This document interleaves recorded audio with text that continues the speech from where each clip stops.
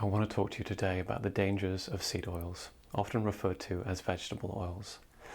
Many of you are aware of the issues with these oils. They become rancid or denatured through heating, and how they're essentially industrial runoff from other agricultural industries. But let's dive deeper into why this matters and how we can make better choices for our health. The shift away from animal fats and saturated fats was largely based on a study that was more conjecture than solid fact, conducted by a man called Ancel Keys in the 1950s.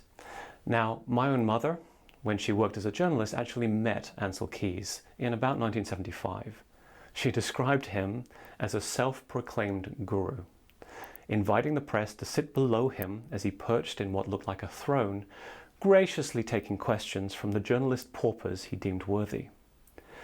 The arrogance was shocking, and through his cherry-picking of data, his conclusions led to a political shift that demonized saturated fats in favor of vegetable seed oils. This was fantastic news for big agricultural industries who now had a way to market their useless byproducts as heart healthy and sell it in supermarkets. But since then, cardiovascular disease has surged more than ever before. Now, Keys only selected 7 countries out of the original 22 studies, ignoring data that contradicted his claims. Also, in 2016, a revealing document emerged showing that the sugar industry had paid Harvard scientists in the 1960s to downplay sugar's role in heart disease, further skewing the narrative. Now let's examine the real problem with these vegetable and seed oils. One key issue is how highly processed they are. Think about corn and soy. You don't naturally see oils dripping from them.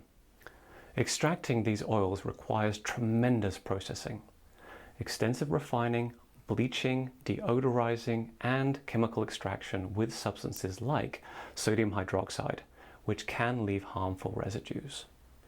They're packed in plastic containers that leach contaminants, and exposure to sunlight causes them to go rancid quickly. Heating them creates significant oxidative stress in the body. Studies showing these polyunsaturated oils can open tight junctions in the gut lining, leading to leaky gut. They also elevate endogenous cannabinoids, activating brain receptors that increase hunger. Plus, they can inhibit thyroid hormone binding, reducing their effectiveness. But the most concerning aspect is simpler and more profound. We hear a lot about the dangers of processed sugar, and rightly so. But sugar enters our bloodstream, gets used for energy, or stored as glycogen in our liver or muscles, or is put away as inessential fat. And their impact is relatively short-lived. Fats, however, are the building blocks of our cells. Every cell membrane is a lipid layer. Because seed oils rich in linoleic acid are naturally inflammatory, when they become part of our cell membranes, they cause receptors to get buried in that inflamed layer. This desensitizes our cells to their environment. They become less aware of dangers, contaminants, toxins, energy, and even nutrients. It's like a numbness at a cellular level. So, from a holistic view, this means we as humans become desensitized to our internal and external environment. We're less in tune with our bodies, emotions, and the signals telling us what's good or bad. This is why we must be cautious. These membranes turn over every 4 to 7 years, so once consumed, these inflammatory fats become part of who we are for a long time. But there's inspiring early-stage research showing we can speed up this turnover by reducing inflammation in the body, cutting out high linoleic acid foods like seed oils, consuming pasture-raised, grass-fed, grass-finished animal products that are richer in omega-3 fats, and becoming metabolically flexible through intermittent fasting and embracing ketones as a preferred fuel source.